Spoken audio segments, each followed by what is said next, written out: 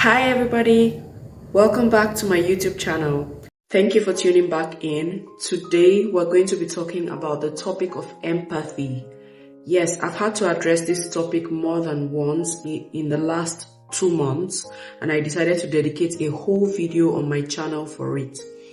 I think that we underestimate just how much damage can happen if children grow up without having empathy. Think about it.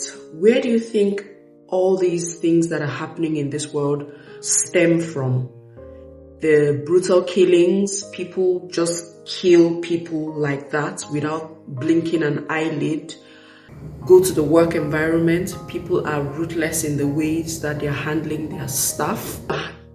People are ruthless and heartless in the ways that they are relating with each other at work.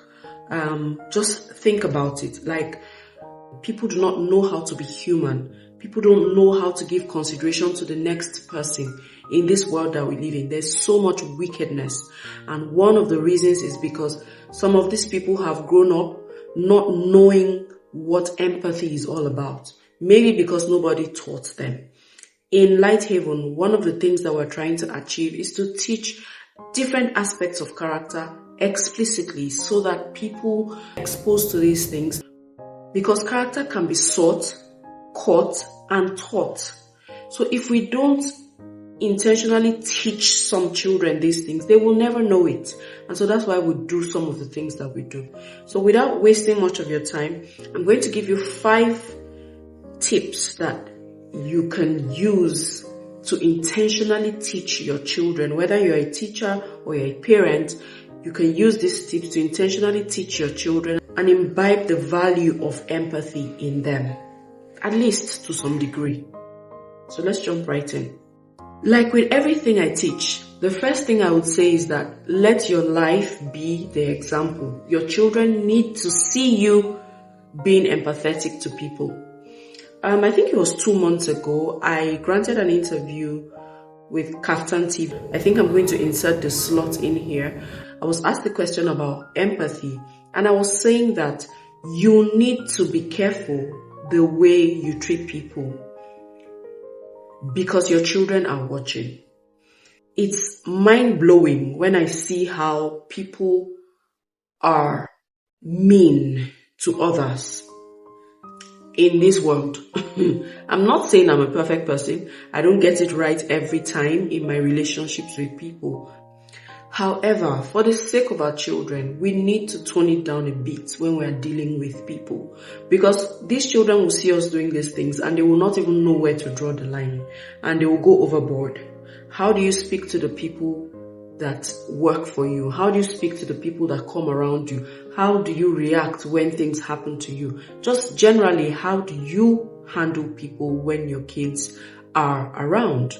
And I think it's actually a bigger conversation, because it really shouldn't be when your kids are around alone. Generally, you need to be able to answer these questions. But we're talking about how to teach the children this value. So yes, you need to be careful and intentional about the way that you're treating people in presence of your children, because you're teaching them something. I can't overemphasize this point. It's just so important.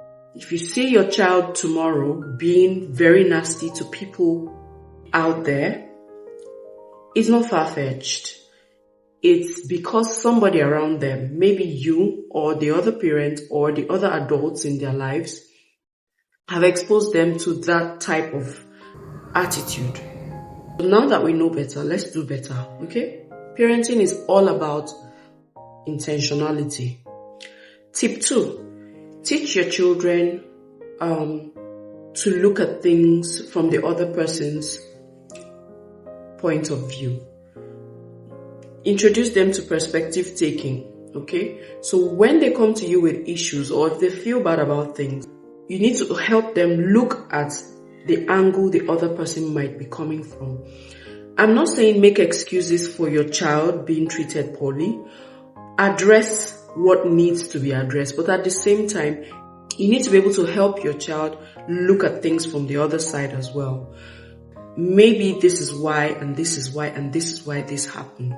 But you have to be careful about this point. I am not saying that you should give your child excuses for why someone else should treat them badly. That is so important. You need to be wise about how you go about this. But I'm just saying that sometimes things happen and your child might actually need some help to be able to see things from the other person's point of view. This point especially relates to maybe disagreements between peers, maybe a classmate or even a sibling. Help them look at things from the two sides in order to understand why the person did what they did. It directly relates to putting themselves in the other person's shoes in order to feel exactly what the person would have felt. Okay? So teach your children this. It will help. Tip 3. We need to acknowledge and validate children's feelings. We need to create an environment where children are able to freely express their feelings.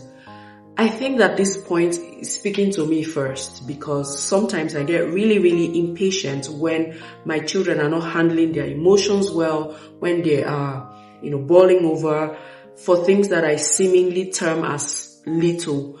But I think we all need to learn to create a positive environment for the children to be able to express their feelings, accept their feelings. We need to accept their feelings. We need to show them that we actually understand how they feel, and then let them know that it's okay for them to feel this way, but this would have been a better way to handle it, and teach them also how to regulate their feelings. Teach them breathing techniques, teach them different ways that they need to calm down, teach them to identify their own feelings and put a hold on their feelings, especially when they are beginning to get into the red zone. If we don't do this, children will begin to hide, they will begin to run into their shells, and they will start trying to shut their feelings down and hide their feelings. And it's a very dangerous place for any child to be in. We need to be careful in dealing with children and their feelings so that they are comfortable to express themselves all the time. Number 4. We need to encourage and teach children active listening. Parents of the 21st century, all of us are on this table. When we give children the impression that our phones are more important than them, it doesn't help. It does not help in teaching them active listening. Children need to be active listeners for them to even be able to listen properly to what someone else is saying to them, and then thoughtfully give responses to the person. So most times what happens these days is that our kids are trying to talk to us, but we're so busy trying to reply that text or look at something quickly on Instagram, and then we give them offhanded responses, and this is poor modeling of active listening. The children soon they will start to feel that they are bothering us, and then the cycle will continue. If we don't teach children these things by our actions, they will not know it. Okay, and this ties back to the first point. So we need to model every single thing that we expect our children to do. Active listening is one of them. If children are not able to listen to others and hear what they're saying, then they won't even be able to properly process how the next person who is trying to get their attention is feeling, and then respond properly. So let's do better with this as well. Number 5, the last but not the least point, is that we need to teach children to practice gratitude. We have to encourage children to practice reflective appreciation of what they have. We need to teach children to learn to count their blessings, to name their blessings one by one and count them, because it will help them appreciate just what they have in relation to what other people do not have. Okay, so it's something, and this is spot on for this time of the year because we're coming to the end of the year. It will be a good thing to get your children together and guide them into properly reflecting on their blessings, counting all their blessings, forgetting about all the things that they need, and then, just being thankful for them. If they don't do this periodically, they will never get to the point where they start to appreciate what they have in relation to what others do not have. So practicing gratitude is a very good way to help children to become empathetic. So I'm just going to end it here. I've put the link of the interview that I did with Kaftan TV in the description box. If you are yet to watch that video, please click it and watch it. There are some of the things that I think I expatiated more on, some of the things that I've just mentioned here. Thank you so much for watching today's video. If you've got any value from it, please don't forget to like, share with me in the comments. Click on the notification bell and share this video to all and sundry. I'll see you next time with another one. Bye-bye.